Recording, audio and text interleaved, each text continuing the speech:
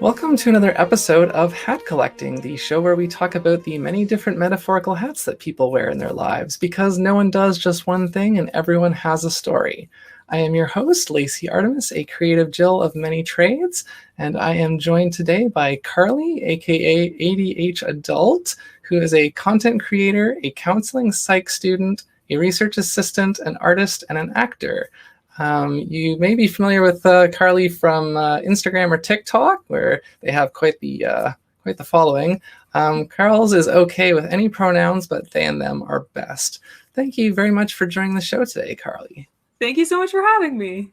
Yeah, I'll just go ahead and let the cat out of the bag on this. We pre-recorded the bonus episode because I figured this might run a bit longer, and I didn't want us to kind of run out of steam. So, so I'm gonna give this one room to breathe. If we have good conversation, it can go a little bit longer. But the first question I like to ask to kind of get us started and break the ice is I like to ask my guests, where did you grow up? So I grew up in Carleton Place, which is a small town about 45 minutes west of Ottawa. Grew up in Carleton Place, went to Carleton Place High School. My name is Carley, and I went to Carleton University. It's small town. It's not super small. I have a couple friends that are from very, very small towns, but it's small enough that like most people know each other. That there's some students drove their tractors to school. Very small town mindset. Very white, very middle class. A lot of the social stuff that you would assume goes along with that.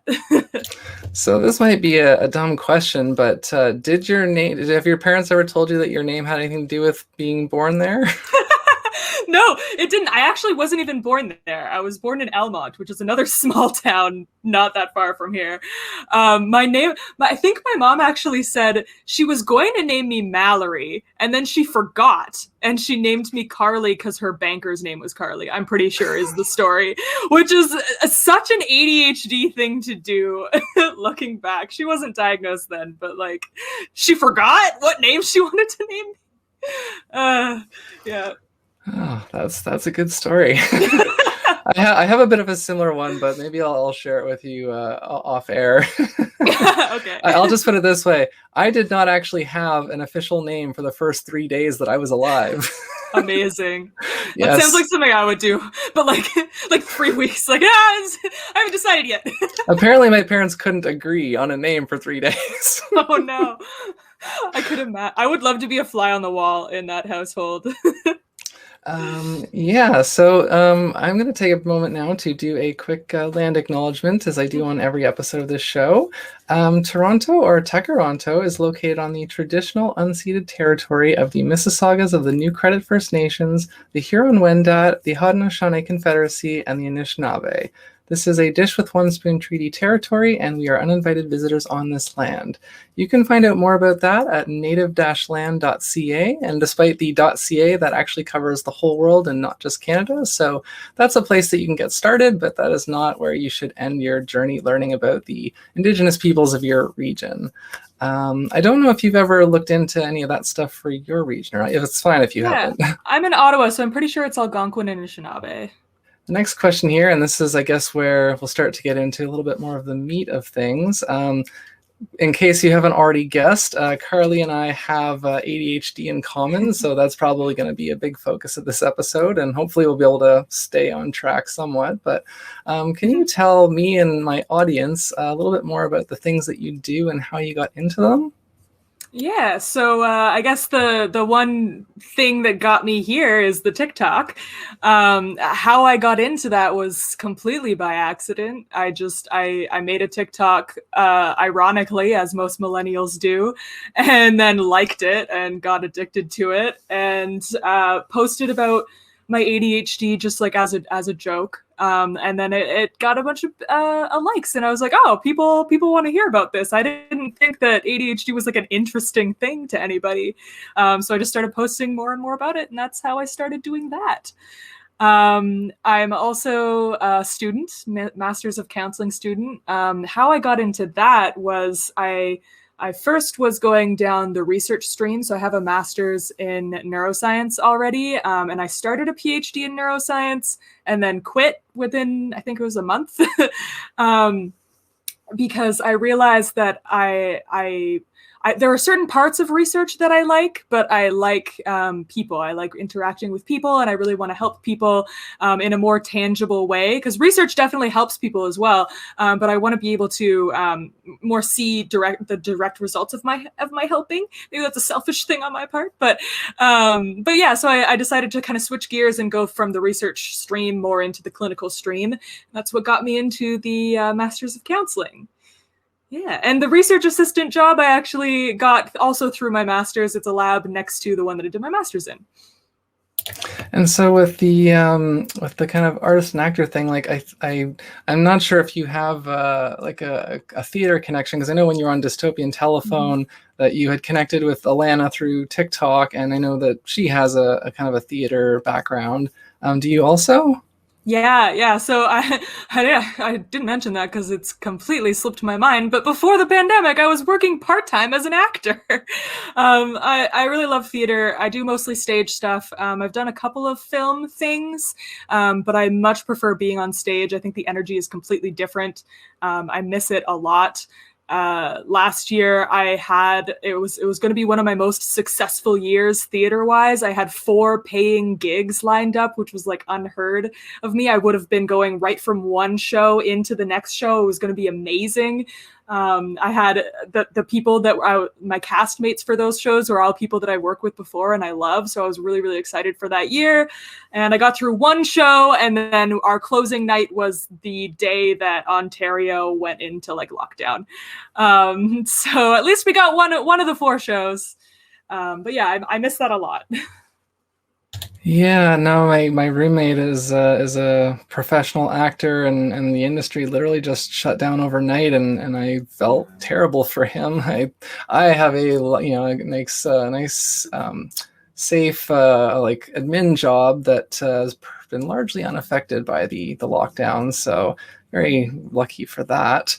Yeah, so the next question, sort of the sub question of that question is. And you don't have to answer this for all of those things if you want to just pick like 2 or whatever, but do you think that there's like a biggest misconception or misunderstanding about those kind of primary things that you do? Yeah, I think the biggest, I'll talk about counseling, because I think that's the one that has the biggest misconception, is that people think therapy is just talking, like why go to therapy if you could just talk to your friend, when it's really so much more than that. And like we go through, as I am going through now, a lot of training to learn all these different like modalities and tools that we can use. So yeah, it's a lot more than just chatting, which is why we go through so much training, and unfortunately why it costs so much. That's probably the biggest misconception. Yeah. And yeah, I just recently got onto TikTok myself. I haven't done a ton of videos, but I've noticed that like if you want to, like I say, if you want to do TikTok well, you like really, it's literally content creation, because it's like you have to really kind of like plan it out and like, and like almost like engineer each video. I usually just do like a one take thing, because that's all I really have the time and energy for. But like, would you say, like, I don't want to say you're like in your experience with TikTok and becoming unexpectedly successful, is there anything that you've kind of learned from that you maybe surprised you and you would like to just share? Excuse me. Yeah, I've learned a lot from TikTok. The one thing that has changed the most is how I view celebrities. Because when I first started TikTok, I saw people with like my amount, even lower, like even like 50, 60,000 followers as like celebrities. And I interacted with them in a different way than I would interact with somebody else that I considered like on my level.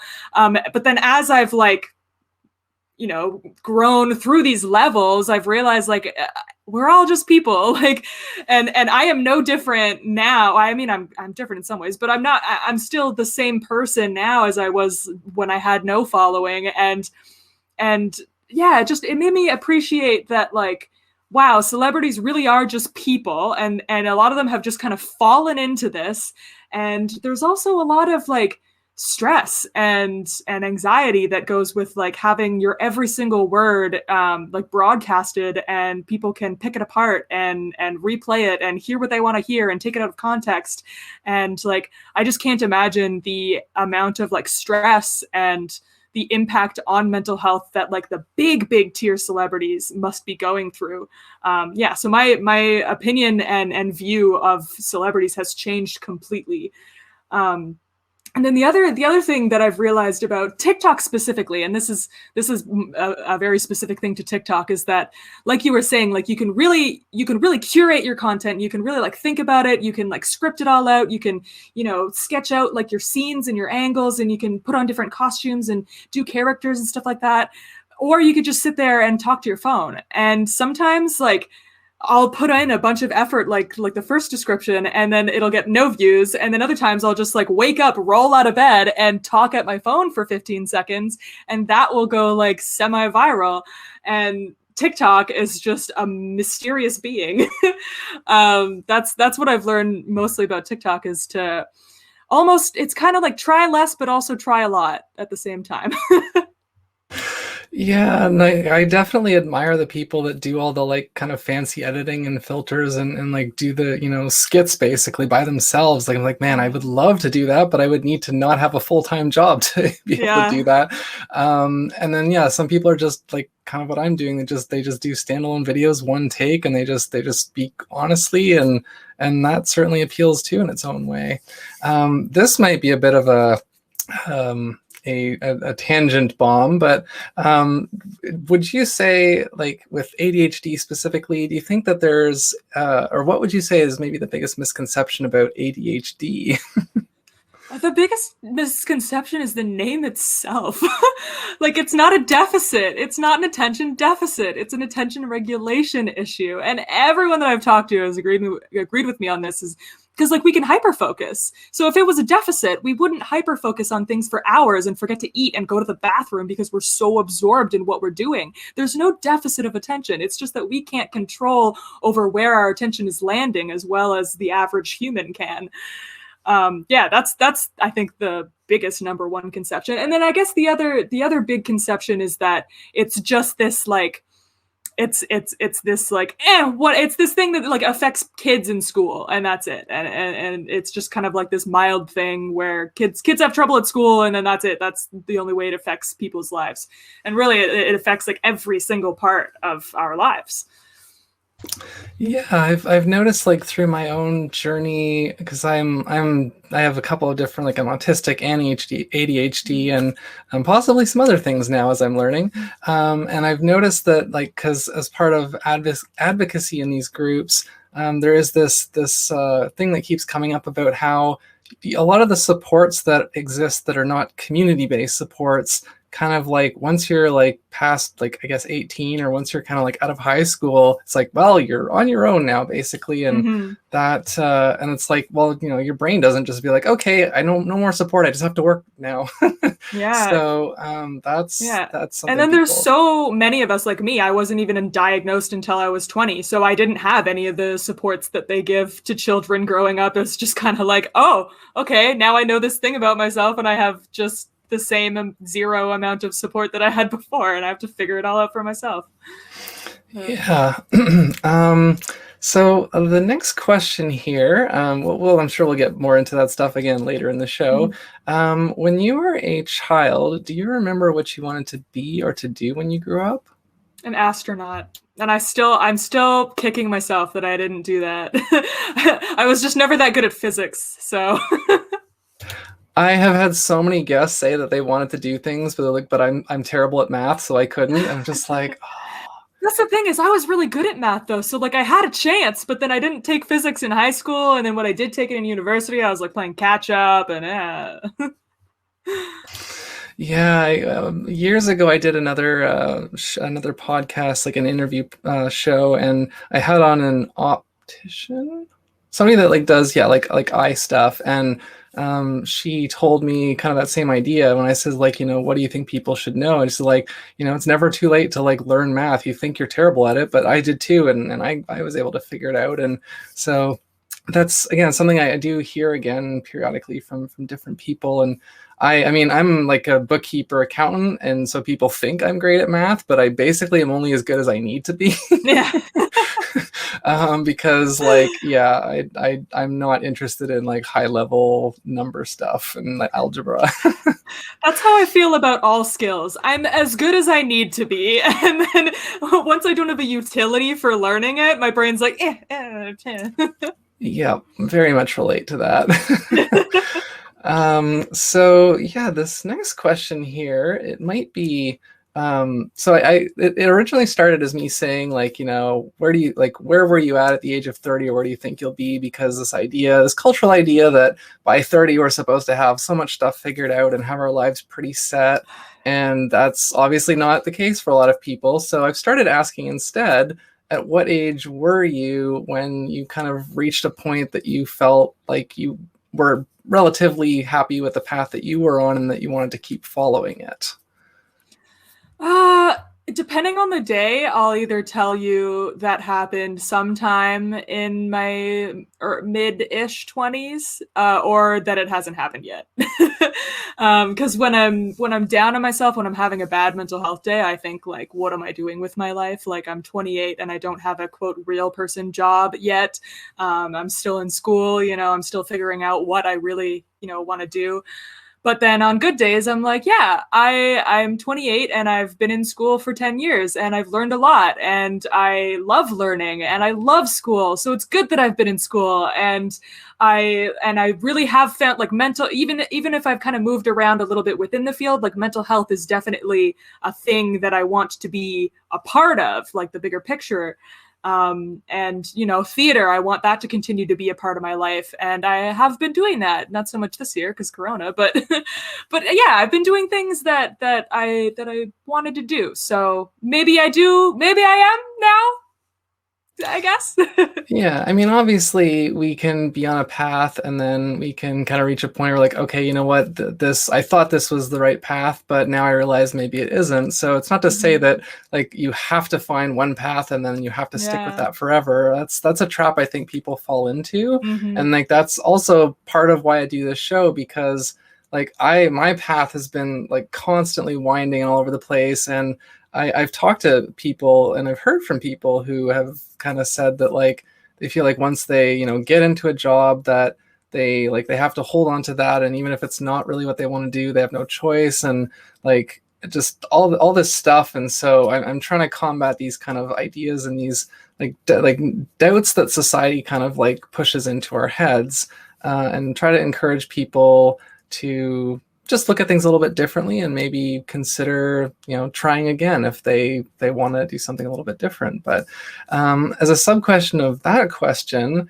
and you might have partially answered that already, but I like to ask, like, because if we don't get to like a certain spot by that magical age, like there's always obstacles and things that kind of slow us down or kind of knock us off course, and then we don't get where we're trying to get as quickly. Do you think that there's like one, like a main obstacle that kind of prevented you from getting here sooner, maybe? I think that my own biggest obstacle is just my mental health. And money. Like I grew up low income. So a lot of I think my life choice decisions have been shaped by the fear of, I don't want to go back to that. I don't want to raise kids in that situation. So I feel like I have to be responsible. I have to, like, I applied to theater school and science, and I got scholarships for science. So I went into science. Things like that. Like I could have had a completely different life if I had a more solid monetary basis. But then also, my mental health, because like, throughout schooling and working for these past 10 years, I've always thought like, oh, it would be great if I just had time to do art. I want to do more art if I just had the time to do it. Well, I've had a lot of time this year and I still haven't done as near as much as I would have liked to. And it's because my mental health. And the pandemic's been really, really hard on me. And yeah, I think that's what keeps me from doing things, is just the lack of spoons to do the things. Yeah, I was talking to my guest on the episode right before this about that same idea that just like, at the end of the day, or, speaking for myself, at the end of the workday, a lot of times I just have a limited amount of energy left, and like that's why like my social life has never really been very much, because I'm naturally a morning person, which kind of, it has its ups and its downs, its pros and its cons. But like a lot of times, just because events start late, or even just by like 5 o'clock, I don't really have anything left sometimes. And I yeah, it's so that's been kind of frustrating, and it's now, but now I guess I'm a little bit more motivated to try harder, because now I sort of have been forced to not have a social life, and I'm like, man, I need people more than I realized. Yeah. Yeah. So, yeah, the next question here is kind of a two-parter. And again, it's based around an idea of kind of a cultural narrative. These two ideas that that adults and grown-ups are not supposed to be silly and goofy and like goof around unless they're doing it with children or if it's their job to. And also that self-care has to be like, really fancy, expensive pampering. And so I've been asking my guests to kind of, simplify and just, what was the last silly or playful thing you did that didn't involve children, and what is the last act of self-care that you did, no matter how small? Yeah, so I will never, ever, ever be able to be one of those serious people. I'm always going to be goofy. I just can't help it. But yeah, the last silly thing that I did and it was like a silly thing and self-care, both of them together. I bought a flow wand, which, if you don't know what a flow wand is, it's right here. I'll show it to you. It's like a magic stick, and I got one that lights up because I really, really like things that light up and glow. And I'm not good at it yet, and I don't have the room to show you on camera. But basically, like you spin it with your hand, like you put it on your finger and you spin it around, and it looks like it's floating. And it's something that people like play with at like raves and festivals and stuff a lot. But I just really like things that glow and float around and stuff. So it's my new hobby. I've been trying to teach myself how to make this flow wand look like it's levitating around me.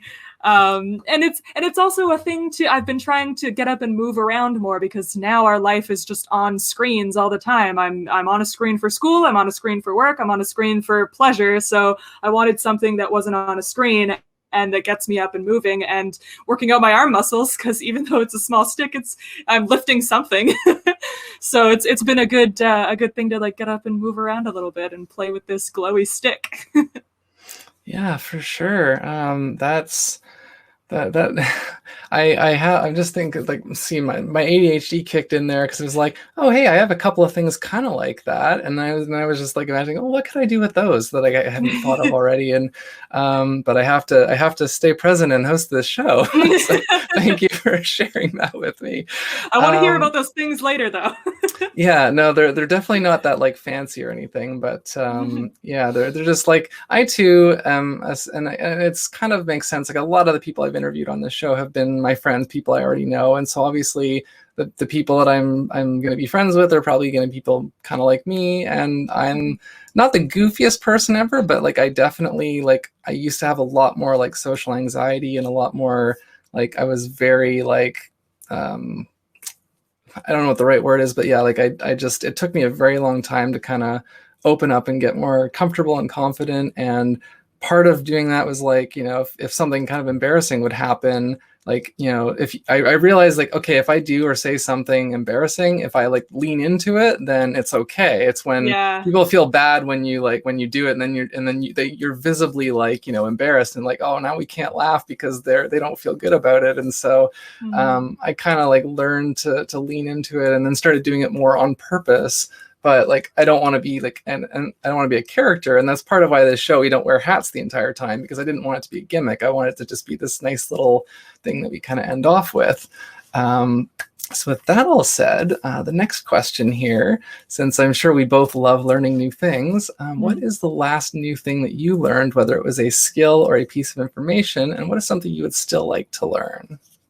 I guess the flow wand is the skill that I'm currently learning. I'm also learning a bunch in class every day. Right now, we're learning about like psychodynamic, which is not my favorite mode of counseling, but that's what we're learning about. Freud and Jung, classics.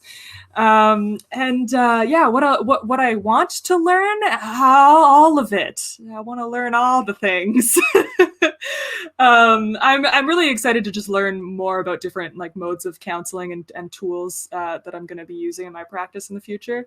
But yeah, and I hope to learn more cool Levy wand tricks. Right now I can do around the head, but I saw there's a couple girls online that are very talented, and I can't remember their names now, but I've been watching YouTube tutorials, and they do really cool things, making it look like it's I don't know how to explain it, but it looks really cool. You guys should go look up Levy wand videos.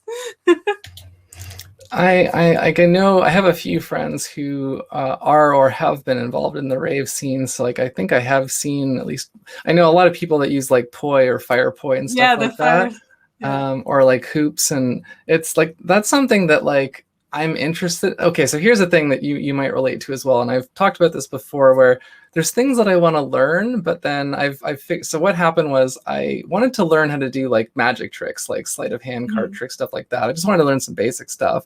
So a few years ago, I actually got connected to a professional magician, and we got together, and he showed me some stuff, and I managed to very clumsily do a very basic trick. And it was in that moment where I realized, okay, yes, I could learn how to do this, but I would have to stop everything else that I'm doing and only do this for like 6 hours a day for the next 6 months. I do not want to learn this that badly. and since then, so like that's kind of where it comes in, where you say you're only as good as you need to be. So like there's things that I'm curious about, and it's like maybe I'll try it one day, and that will help me figure out if I really want to do it or if it just seems cool. But it's like, oh no, the time and energy investment is definitely more than how much I actually want.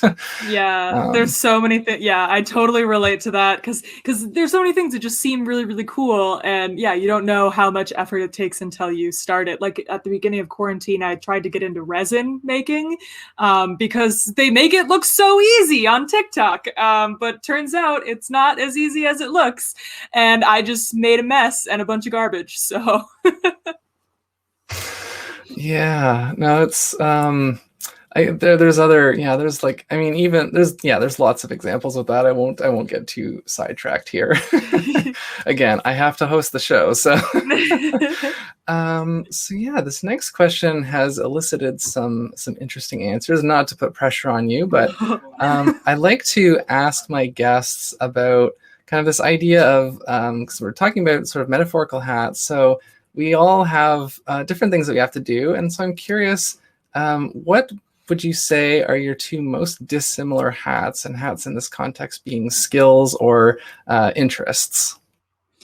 Probably like the art versus science. Yeah, I think that usually people gravitate more towards one than the other, but I really feel like I am an everything kind of person. And I've really, and as I've grown up, I've kind of flip-flopped back and forth too. I went through a period in my teenage years where I was very anti-art and I was very like pro-science and like, no, science is more important and art is just wasting time and blah, blah, blah. And then I flipped the totally other way and I was like, no, art is necessary and art is what it gives life meaning, and now I've kind of found myself in this like more balanced adult mindset of like both are very valuable and important, and I want to be involved in both.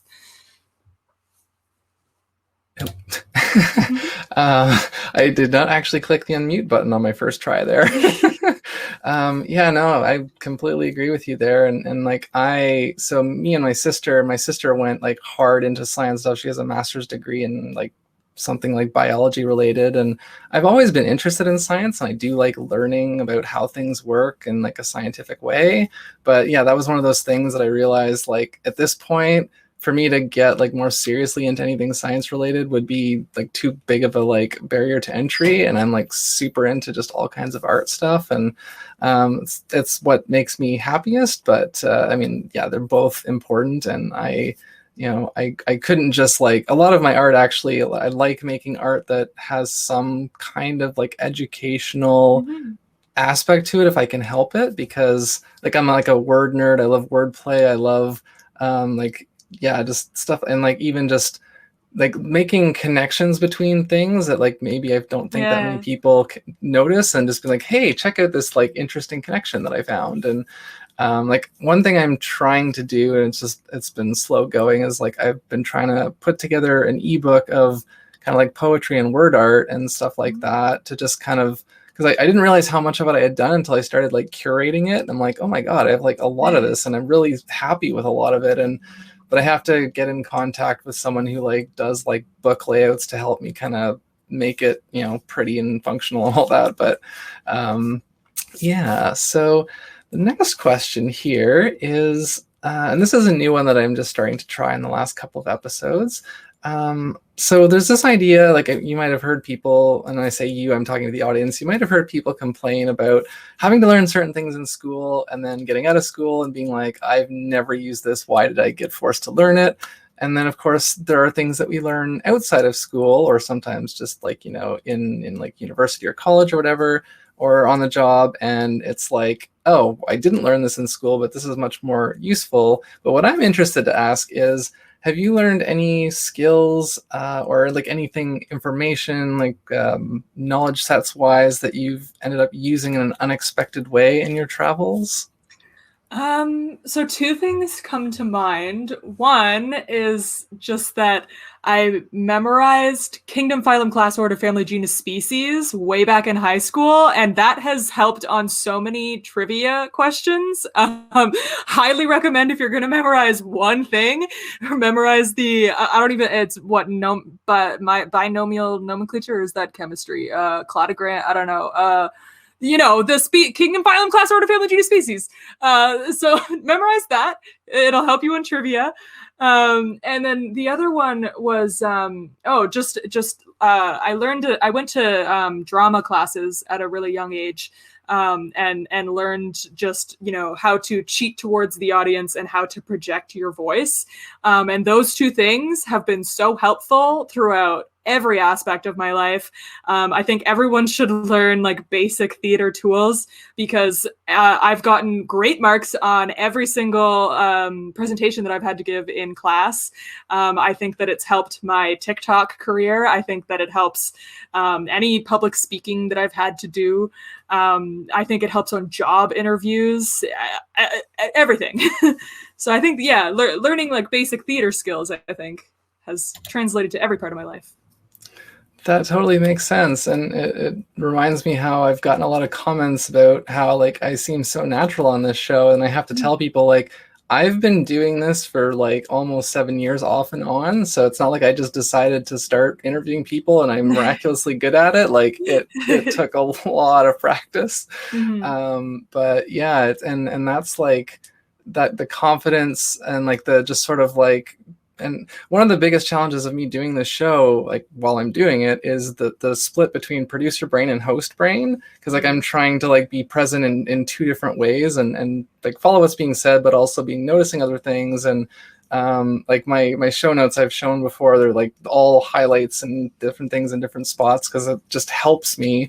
But then a lot of times when I'm back in editing or post-production, and I'll notice like, oh, they said this, and like I obviously didn't catch it because I would have said this if I had noticed it, and I didn't. So but yeah, it's like, as much as it can be hard for me to split my focus, I've gotten better at it because of this show. And like obviously I'm choosing to do it, I'm not being forced to. So the next question here, and this one I guess is maybe a little bit more relevant pre-pandemic, but you can answer it for both pre and currently. But I'd like to ask the guests what their schedule is like and if they have a peak time of day.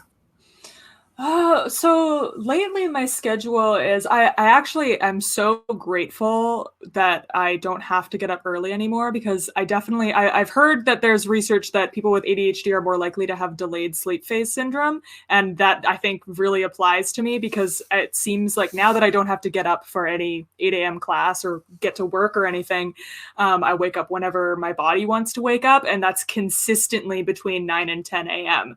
And then I don't feel tired in the day. I used to always have to have afternoon naps, and now I just don't. I'm awake for the whole day now, which is something I've never had in my entire life.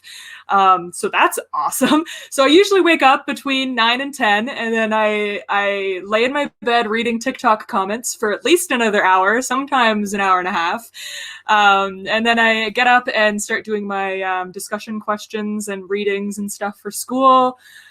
Throughout there, I'll probably make a TikTok or two, depending on whether I have stuff to do for work too. I'll work on some work stuff, which has been over the computer, but I think we're talking about going into the lab soon. So hopefully I'll be going into the lab. Really excited about that. And then the evening time is usually like when I finally am like, oh, I forgot to eat all day. I should probably eat now. And then video games and chatting with friends. And that's what my pandemic days have been. Was there a second part to that question? I can't remember. Just a peak time of day. Oh, peak time of day. It depends. Creativity wise, late at night. I feel really creative at night, which sucks for TikTok because lighting is but then for like academic stuff, it's mid-afternoon. I want to say probably between 12 and like 3 p.m. That's when my brain is best on for like writing or reading. Oh, I just accidentally clicked something I didn't mean to click. Hold on. Oops. Oh, it's okay. I recently just switched back to using a trackball mouse, and I'm just still getting a little bit used to it. Was there a reason for that choice, or did you just not have a laser mouse? There's a bit of a long story behind that. Okay, maybe I'll ask you later. I'd be happy to tell you later. It's kind of a weird little quirk thing of mine. I got basically the very, very short version is about 10 years ago, I got really bad carpal tunnel. And so I taught myself to start using my mouse with my other hand at work. And then I have been doing that for basically 10 years. But now I was starting to kind of find that like that wrist was getting a bit sore and tired too. So like now I'm kind of like alternating. So I have two mice on my desk on either side of my keyboard. That's amazing.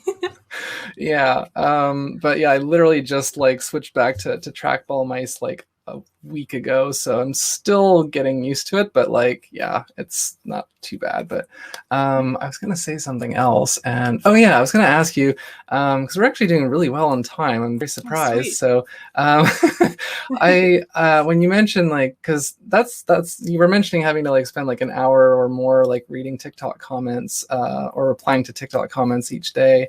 And like, that's one of those things that like it kind of terrifies me a little bit to think like if I actually get that, like it'd be like if I got that popular that I had that many comments to respond to, like that would obviously be kind of a good thing, but it would kind of like, I feel like it'd be very overwhelming. So like, how do you find that?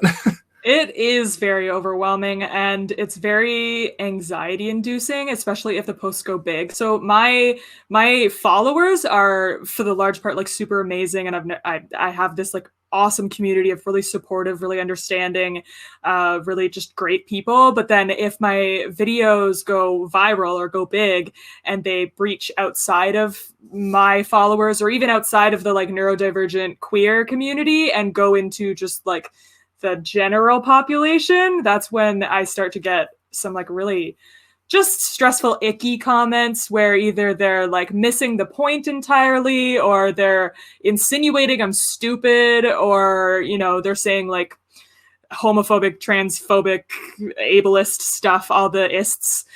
Yeah, so and that kind of stuff, it gets really it weighs on you, and it's hard.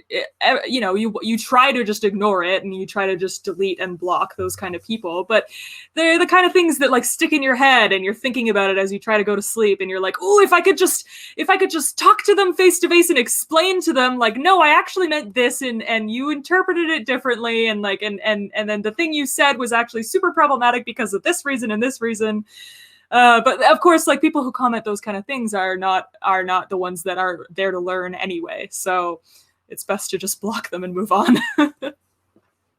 Yeah, and I think like that's I mean, there's a couple of things there because like I guess I'm ultimately most active on Instagram as far as like actually posting like kind of like content or art. And it's one of those things where like as a trans female, I know a lot of trans women like post a lot of, you know, selfies, and that tends to bring a lot of attention. And I've intentionally tried to avoid doing that, both because I don't want, like, my page is supposed to be about my art and my creations.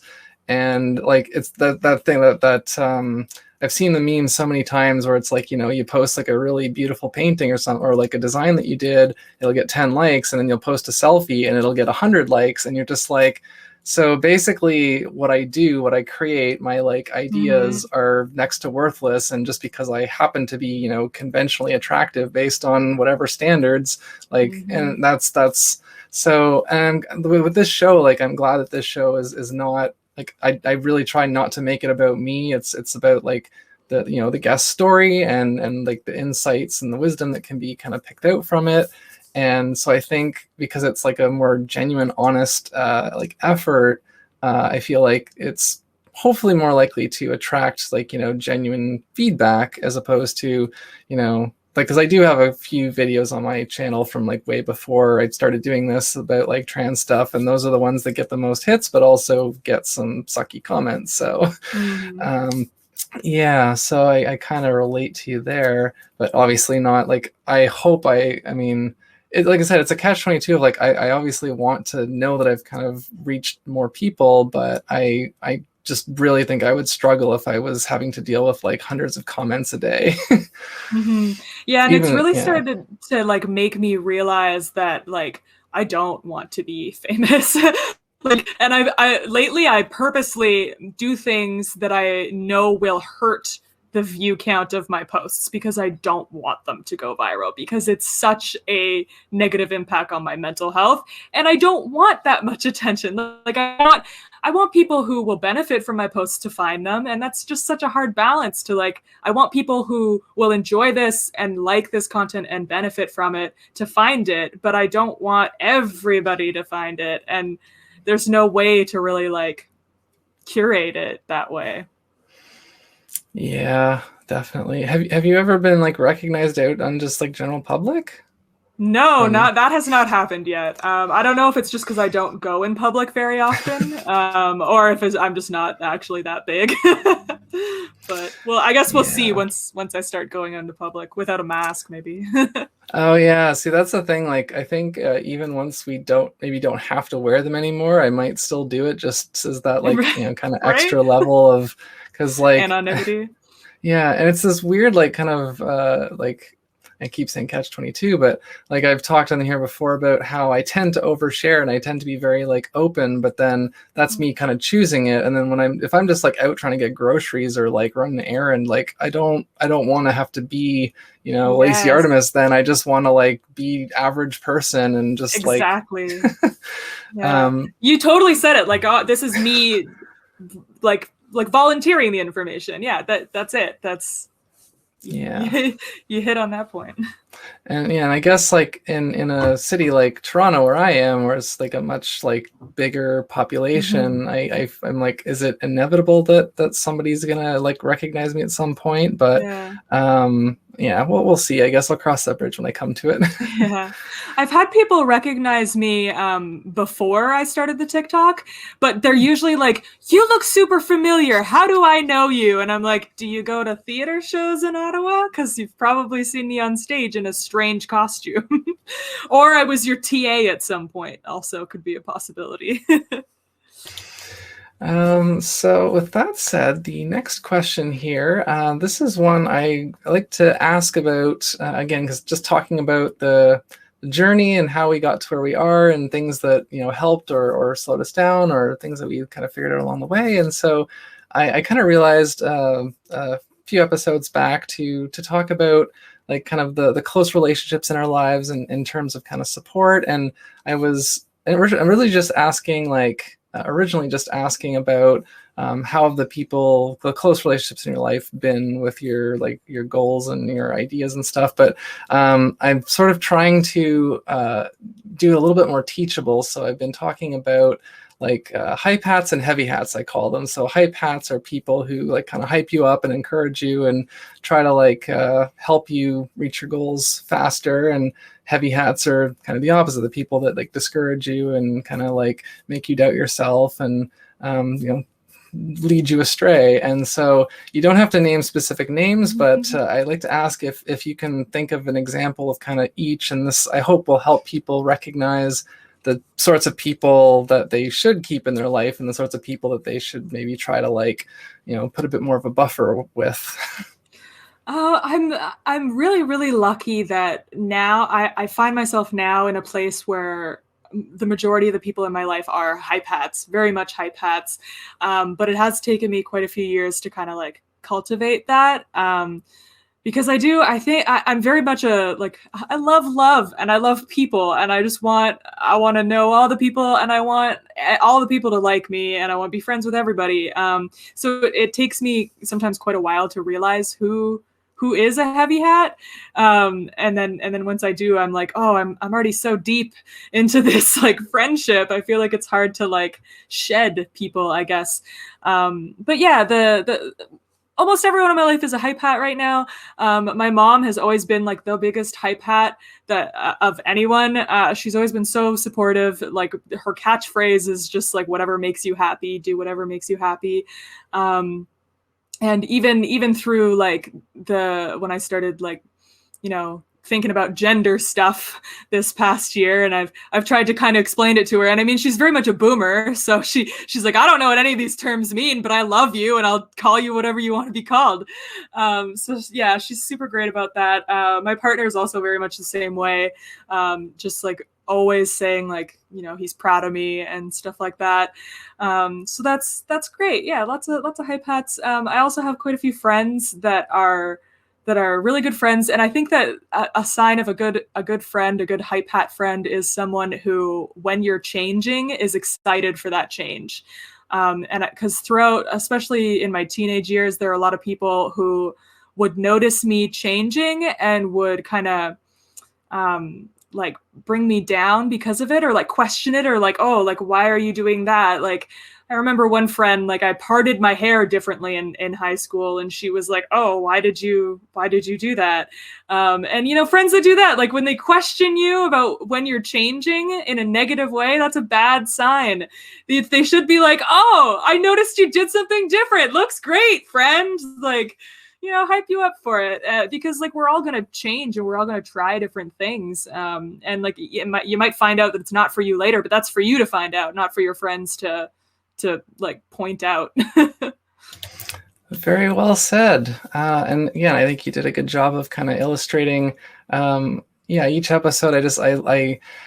Because I know that not everyone listens to every episode, which is why I tend to be a little bit more redundant with some of the questions, but I just want to make sure that the kind of idea gets across. So whoever does listen to this one will hopefully get an insight on that.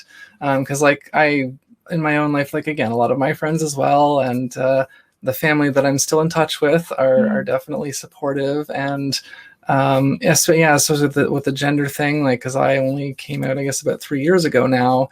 And that was, never quite sure how people are going to react. And the younger members of my family tended to be better, and the older ones were okay, we're not sure about this, but still support, and, even if kind of more passively. But and so I guess that kind of ties well into the next question, which is focusing on health, and kind of more specifically mental health. Some of my guests have had more kind of physical issues, physical disabilities, but I usually try to focus a little bit more on the mental health, because that is something I know that everyone does deal with, and it's a very broad topic. Obviously, there's so much that we could talk about, and I guess we can maybe get a little bit more into the struggles of the neurodiversity here. So the starting question that I kick off this with is, what mental health issues have you dealt with in your life, and how have you worked through them? Yeah, so I was diagnosed with ADHD, general anxiety disorder, and major depressive disorder all at the same time when I was 20 years old. Um, but I was definitely like, I mean, obviously ADHD is lifelong, so I was dealing with that my whole life. But the anxiety and the depression were definitely there when I was younger. Um, and the anxiety has been something that's really followed me. What's really helped, I've made huge strides anxiety wise. I can now ride buses and pull the stop thing without freaking out, and I can go to bars now alone. Like I can walk into a bar and not know anybody and just like be okay with that, which were not things that I could do before. And the things that helped me the most with those two things were, one, I got on medication, and two, I went to therapy. And I think that the two of those things mixed together is what really helps, because if I hadn't gone on medication, I wouldn't have been receptive to the things in therapy. I was in such a low spot that I just thought all therapy was dumb. It was all frou-frou, magic hippy dippy stuff. But then once I started to take the medication, it kind of lifted me out of that deep, deep hole just enough so that I was like, okay, maybe I'll give it a try. Like I have enough energy that I'll actually try some of the stuff that they mention in therapy. I'll really listen and really like contemplate and think about the stuff that I'm hearing. And once I was able to do that, it was kind of like a feedback loop of like, oh, okay, now that I can actually listen to therapy, I can start to do some of the things that they suggest. And then once I start doing some of the things that they suggest, I feel a little bit better. So I can listen more and learn more and do more. So yeah, the combination of meds and therapy has really made the biggest change in my life. Recently, I've just started to talk to my doctor about premenstrual dysphoric disorder, because I think that the major depressive disorder was a misdiagnosis. I think that it's a premenstrual dysphoric disorder thing. But because of having ADHD and being really bad at keeping track of time, anytime that any doctor has asked me, like, what is the pattern? Like when you feel this way, how long does it last? I don't have a good answer because I don't keep track of that stuff. So it's taken me quite a few years to to kind of in bits and pieces, like do a journal here and record stuff in an app here. And now that I have like a couple of years of like actual things written down about how I feel, I'm looking back at it. I'm like, oh, there is a pattern here. There's a pattern of the premenstrual, and there's also a pattern of feeling really poopy in the winter. So a little bit of seasonal affective disorder going on. So that's something that I'm talking to my doctors about, and we're going to go through the process of maybe getting formally assessed soon. Yeah, I think I'm not formally diagnosed with ADHD, but I think that's something I might look into. And just again, I think I mentioned this in the pre-show lobby that I've known people with anxiety for years, and I've heard about it, and for some reason, like it never, because like the thing I found is, and so anyone who's listening who doesn't know this, between autism and ADHD, there's a lot of comorbidities, meaning there's a lot of like the same traits between the two things, which probably makes sense because it's like about how your brain is wired differently. And so now I'm kind of learning that like anxiety is very much kind of tied into that as well. Like it's kind of like I guess like a sub trait or I don't know. But anyways, like this morning for the first time ever, I actually went and looked up the traits and symptoms of general anxiety disorder, and I was just like, wow, this describes my life for like the last several years, and especially like the last few months of just. And I was like, okay, how did and I talked to my roommate. He was like, I just like assumed that you like already knew or something, and it's like, which is kind of funny, but yeah, and the thing that we also talked about briefly before we recorded that, and this is maybe something you might be able to talk to a little bit more than I can, but I've learned that with neurodivergence comes a higher incidence of gender divergence, or at least gender expression, gender identity divergence, and that kind of makes sense too when you think about it, because your brain is wired differently, so you don't perceive the world the same way. And so when someone's trying to enforce a gender norm on you, it's less likely for it to be accepted and to be acceptable.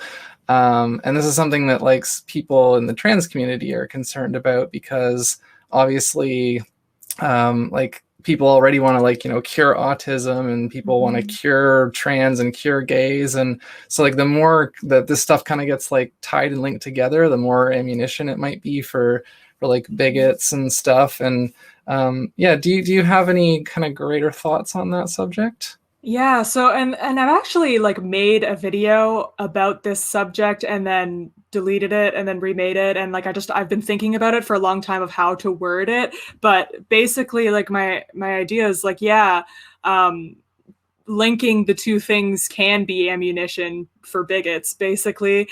And even some of the articles that I've read, the language that they use makes me cringe a little bit, because it's almost like, pathologizing both ADHD, autism, and being queer. And that's just a really icky feeling. But then I also think that knowledge is power. I think that knowing things is always a good thing.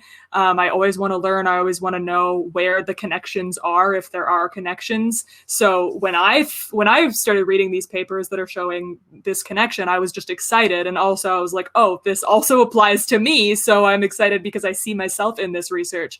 But I think, like, while it might be ammunition for bigots, it's also ammunition for us, because we've already decided as a society in the DSM being gay is no longer a mental health disorder. So maybe if we're linking autism and ADHD to being gay, being queer, having gender divergence, then maybe that will also depathologize ADHD and autism a little bit, because we've already decided that being gay and being trans is not a pathology, is not a mental health disorder. So maybe down the road, we're going to see neurodivergence in a similar way, hopefully. I never actually thought about it like that, and that is encouraging to think about, for sure. And I don't know how like involved you are with the trans community necessarily, but I know it's a bit of a running joke from my experience to be like, oh, you're trans and you're not autistic, or like, you're trans and you're like not queer, and it's kind of almost like funny in a way that it's like such a common thing. And yeah, I don't know if you have experienced much of that yourself. Yeah, definitely. And I think it's really interesting that people within the community seem to realize these patterns and connections almost before the research catches up. And yeah, and having my foot in, because I'm in this kind of like weird middle ground where I'm not quite a clinician yet, but also I follow a lot of like therapists and psychologists and stuff on TikTok, so I hear what they're saying too, and they're very worried about like the language that people use, and like not portraying things that are not yet like confirmed with research. Like we have a few studies here and there hinting at this, but like, oh, we don't know for sure yet. But like the communities kind of know. When like when you're in the community and when you're seeing the patterns over and over and over again, the research is really just like the confirmation of that pattern that we've all been seeing. And research is very important, and I'm very to see where the research goes on this, but I will not be surprised when we see more and more research saying that, yes, this is a pattern. Yeah, and like I said, I hope that that doesn't get too much into like the wrong hands of people that want to try and weaponize that against us for like policy making or anything like that.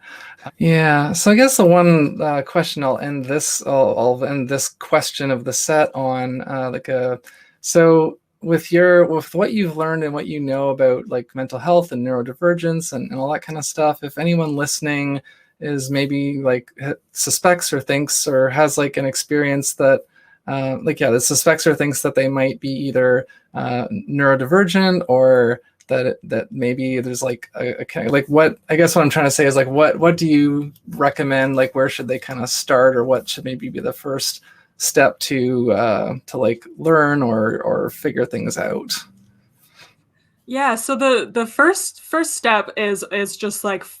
learn as much as you can, follow as many neurodivergent creators as you can. I have a link in my bio with a bunch of information. There's YouTube videos, there's layman articles that are written with like easy to understand words. There's scientific articles that might be a little bit harder to understand, but if you're a sciencey person, you want to dive into that, there's that. So just learn as much as you can, and then go to your doctor. The first easiest place to start is your family doctor, and then they can usually give you a referral. If you're having trouble being believed by your doctor, because that can often be the experience, especially for adults, then try and find specifically a psychologist who specializes in ADHD and autism, because they will actually be trained in how to recognize it, especially one that is trained in your population. So if you're a person of color, or if you're an adult female, or whatever, make sure that they have training in specifically you. So that they will know how to recognize the signs, and they will not have the same bias that people that don't have the training have. So those are my biggest recommendations. There are also a bunch of databases in the document in my bio that you can use to help find a therapist or a psychologist. So check out that kind of stuff. Talk to your family doctor, talk to psychologists, therapists, follow people, learn, listen. Yeah, for sure. I've definitely found just getting connected to those communities and kind of hearing from other people was, for me, it was a helpful place to start. So the next question here, and we've kind of, I guess, touched, like, all the later questions in the show tend to often get touched on in earlier answers, but I ask them anyways. So I preface this question with saying that failure can be a good thing. Obviously, we don't tend to like failing, but it serves a purpose, and that it usually shows us something that wasn't right for us, or it shows us something we need to improve on. And so I like to ask, what is something kind of like, it doesn't have to be like the biggest thing, but like, what is something that you can remember kind of prominently in your life that didn't go the way that you had hoped, but you learned something from it, and what was that? I guess probably my PhD and the fact that I dropped out within a month. I think it was a month, maybe 2 months. And I guess that's not really a failure, because it was my choice. I didn't fail out, I dropped out. But I think it was a turning point for me, where I realized that I was just kind of going through the motions of what I thought I was supposed to do in my field. And then I realized that that's not really what I wanted to do, or what would bring me joy or motivation. And then, so it felt like a failure at the time, because I was turning down a great funding package. And again, like I said earlier, like, so many of my decisions have been based on what is going to make me monetarily stable, financially stable. So I turned down basically 4 years of like financial security to go to a school that I would get absolutely no funding, no TA placements, no scholarships, and the school costs 3 times as much to do something that I want to do more. So it kind of felt like a failure, but then it also kind of felt like a win. Yeah, when I think back to a lot of the things that in my life that at the time felt like such crushing disappointments, and I look back on them now, and it's like, yeah, but if that didn't happen, then I wouldn't be where I am right now. And like, I couldn't know where I was going to end up, but like, and that's kind of almost another catch-22, I find, because like, we do tend to, like, we try to make the best of where we end up. And so I can see how no matter where you kind of end up, you could see some kind of like positive or silver lining in it. But yeah, like I'm very happy with where I am, and of course there's still room for improvement and growth. But so the next question here, we're getting close to the end. We've obviously shared lots of advice indirectly now, but I like to encapsulate it a little bit more succinctly. So I like to ask, and you can give the same piece of advice to all 3 of these groups, or you can give separate advice to each, but what advice would you give to a teenager? What advice would you give to a 30-year-old? And what advice would you give to an elder or grandparent?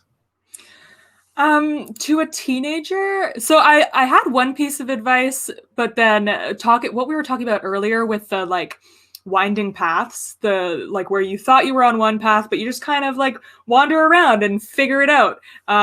I think that that's probably my piece of advice, is that you don't have to have a path. It's okay, like, have a loose goal of where you think you'd like to be, but then be open to just taking whatever life throws at you, because nobody's path is exactly what we thought it would be. And it's a lot less stressful if you just realize that, like, you're gonna figure it out. You're gonna make choices and changes depending on the new information that you are given, and that's okay, and that's the way that life should be.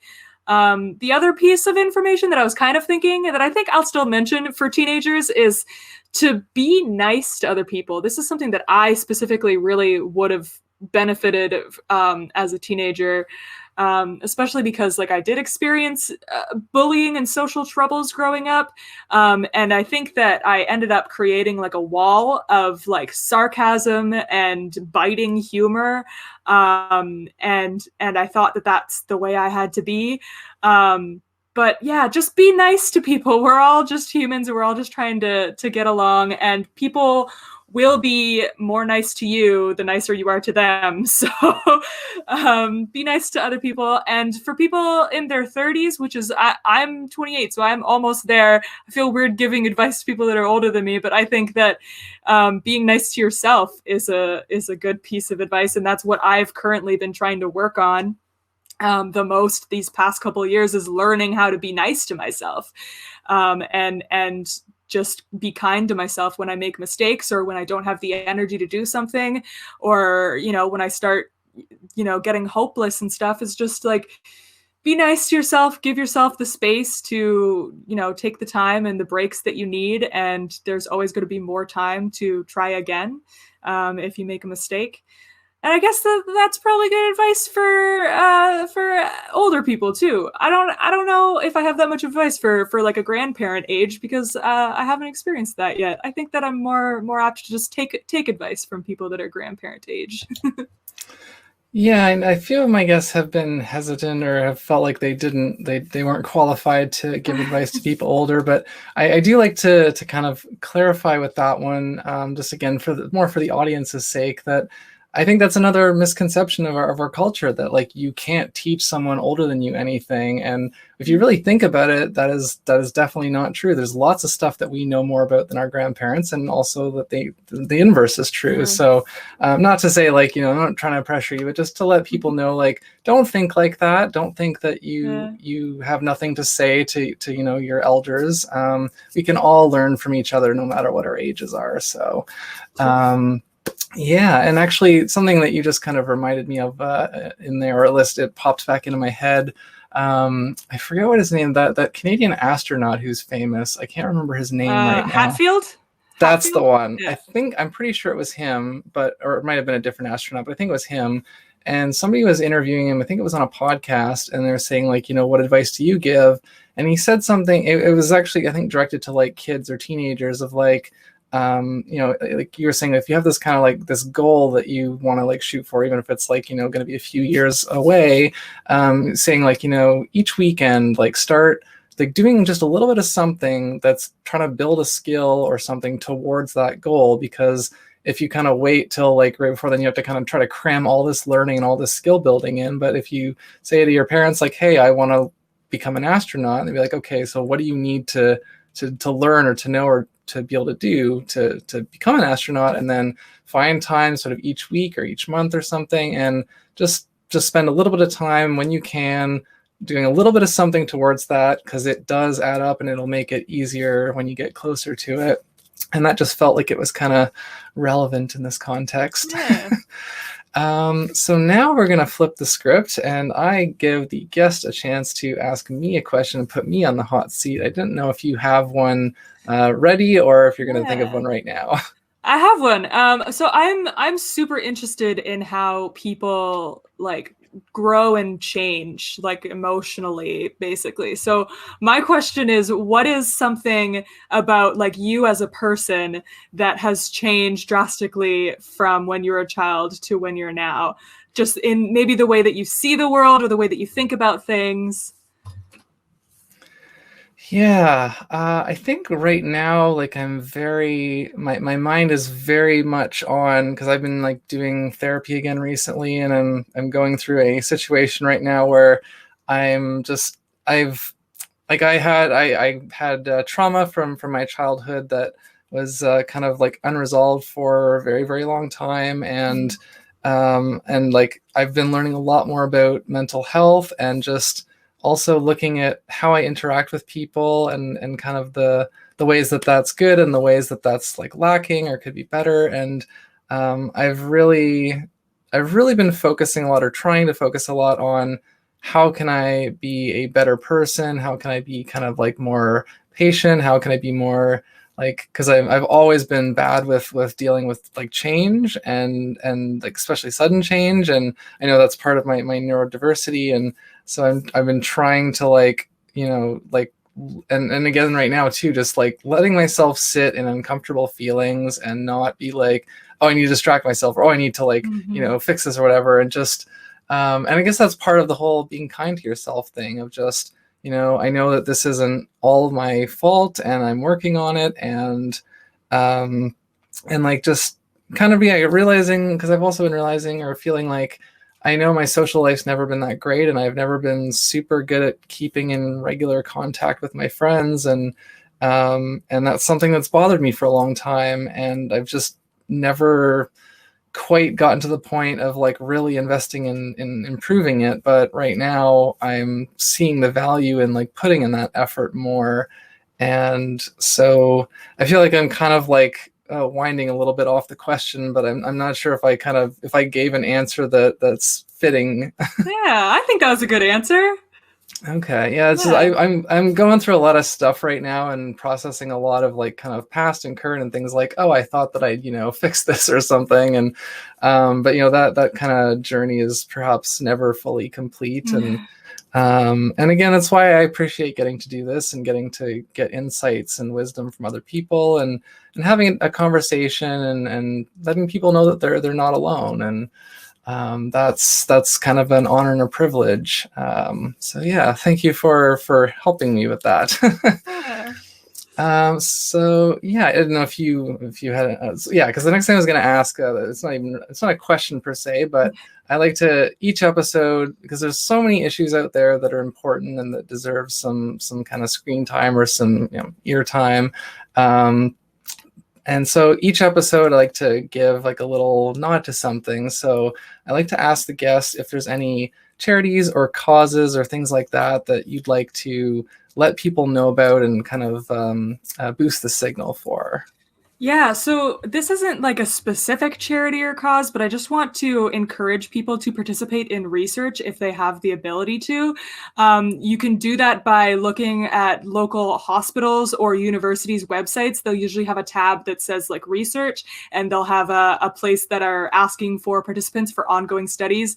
Having participated in research, like having participated and also like led and participated as a researcher in research, I know how hard it can be to get participants, especially for people with mental health disorders, because it can be really, really challenging. For example, I did my thesis on depression, and it's hard to get depressed people to come into the lab and participate in things that can take a couple of hours, and do in-depth questions. So if you are able to do that, please look into it, because your experience is so valuable to research.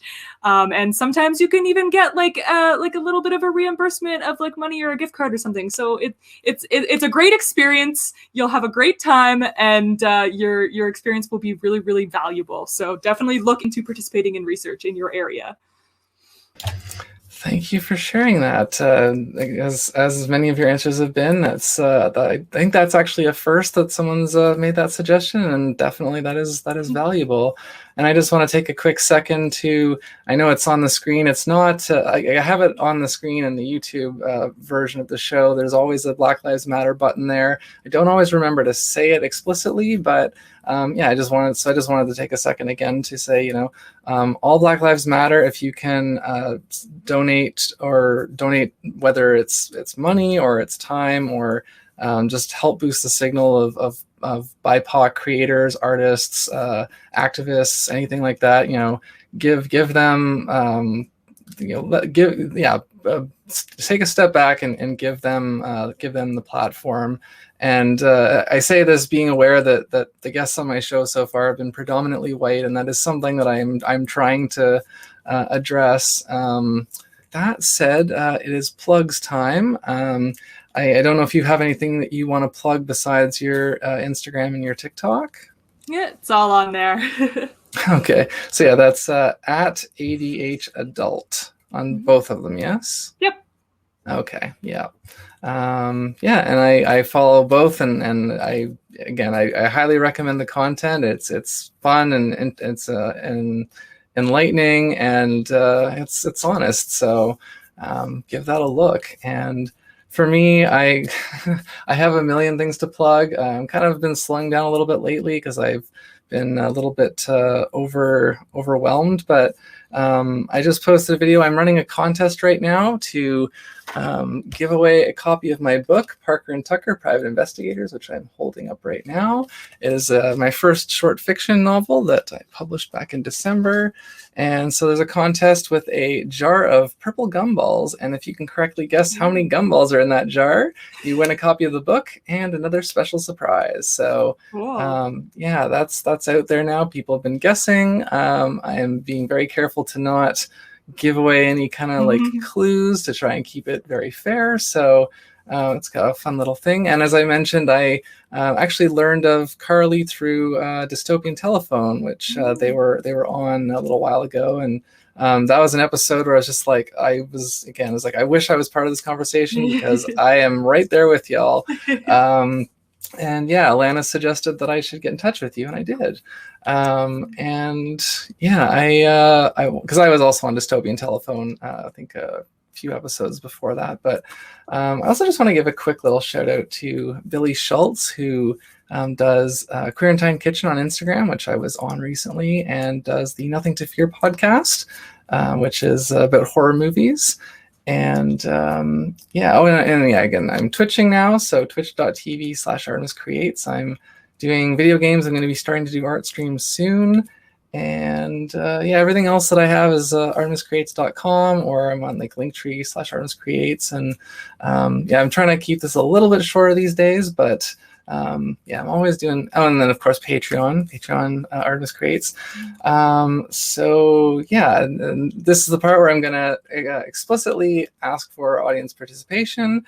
I like, if you are watching on YouTube, if you can leave a comment about your favorite thing that you learned on this episode, or your favorite insight, or even if you have your own question that maybe you'd want to ask either of us. I welcome that very much. If you're listening to the podcast, then you can maybe tweet at me or send me a DM or something. So now we get to do the hat sign off, which is something that I always look forward to. Do you want to go first, or do you want me to go first? Sure, I can go. All right. Do I have to do anything special?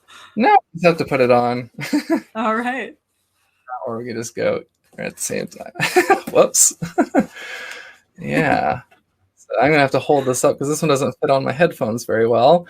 I used to describe the hats to the listeners, but now I realized if I don't do that, then they have to come and at least look to see what the hats are. So I'm going to be a bit of a jerk and do that now. But yeah, I am wearing a hat that matches the color of my shirt and Carly's sweater, and Carley is wearing a unique but appropriately geeky hat. Yeah, and just give it a minute so that I can get a screenshot of this with us. Oh, hey, there we go. I let it go, and it's actually staying up now. Yeah, it actually is St. Patrick's Day today that we're recording. So yeah, that is part of. I wore green by accident. I know, and I realized that when you told me, and I was like, oh, that's a fun little coincidence. But yeah, so that is that. And as I said, we've already recorded the bonus episode, and it was a good one. So head over to Patreon if you want to watch that. And yeah, I'm gonna, like I said, I'm kind of doing Twitch a little bit more now. Things have been kind of hectic lately, but they're slowing down now. So I'm hoping to get on there a bit more. And yeah, the good luck on that contest if you want to participate. There will be other giveaways in the future. I just have to figure out what I'm going to do those times. And thank you again for coming on. This is really great. I'm really happy with how this went, and I think we shared a lot of really great perspective and wisdom, and education and genuineness. So yeah, and we didn't even go as long as I was expecting. Thank you so much for having me. This was a great conversation. Thank you for watching. Please leave a comment or a like and a subscribe, rating on iTunes. I'm kind of everywhere, so say hello. Tell me if you're enjoying the show, and if there's somebody that you would like to see on the show, you can let me know, because I'm happy to kind of take recommendations. I just had somebody recommended to me, I think yesterday, that I'm gonna follow up with. So this has been another episode of Hat Collecting, and until next time, stay curious and keep collecting those hats.